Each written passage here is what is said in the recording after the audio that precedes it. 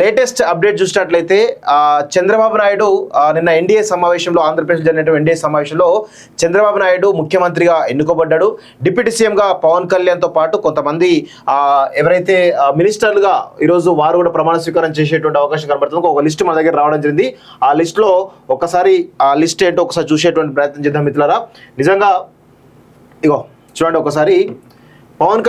చంద్రబాబు నాయుడుతో పాటు Pawan Kalyan, Nara Lokesh, Kinjarapu Atchannaidu, Kollu Ravindra, Nadendla Manohar Janasena, Ponguru Narayana, Anitha Vangalapudi, Satyakumar Yadav BJP, Nimmala Ramanaidu, Nasyam Mohammed Farooq, Anam Ramanarayana Reddy, Payyavula Keshav, Anagani Satyaprasad, Kolusu Parthasarathy, Dola Bala Veeranjaneya Swamy, Gottipati Ravikumar, Kandula Durgesh, Gummadi Sandhyarani, BC Janardhan Reddy, TG Bharath, S Savitha, Vasamsetti Subhash, Kondapalli Srinivas, Mandipalli Ramprasad Reddy. So ఇలా 24 మంది క్యాబినెట్ తోటి ఒకవైపు జనసేన, మరోవైపు బీజేపీని కలుపుకొని ఒక మంచి క్యాబినెట్ను చంద్రబాబు నాయుడు వారి వర్గం రూపొందించినట్టు మనకైతే వస్తున్నటువంటి సమాచారం ఇది. ఈరోజు 11:15 నారా చంద్రబాబు నాయుడుతో సహా పవన్ కళ్యాణ్, అదేవిధంగా తదితర మంత్రివర్గం ఎవరైతే వారందరూ కూడా ప్రమాణ స్వీకారం చేసేటువంటి అవకాశం అయితే ఉన్నట్టు మనకైతే తెలుస్తుంది. దీనికి ముఖ్య అతిథులుగా ప్రధానమంత్రి నరేంద్ర మోడీతో పాటు హోంశాఖ మంత్రి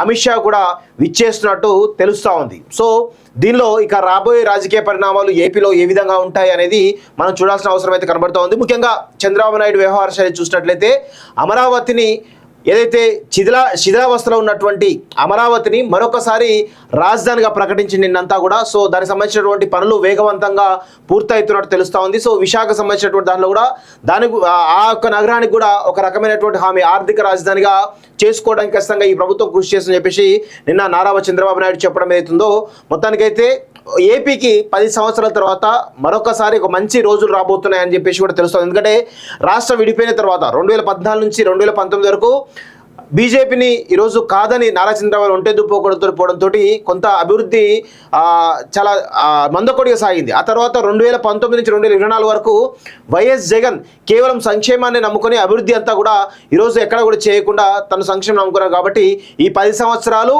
కేవలం వాళ్ళిద్దరి మధ్యలో కొట్లాటగా సాగింది. ప్రస్తుతం చంద్రబాబు నాయుడు ముఖ్యమంత్రిగా కావడంతో పవన్ కళ్యాణ్ డిప్యూటీ సీఎంగా ఉండడంతో పవన్ కళ్యాణ్ యొక్క చొరవతోటే ఈరోజు ఏపీలో మంచి రోజులు రాబోతున్నాయని చెప్పేసి చెప్పొచ్చు వాస్తవంగా.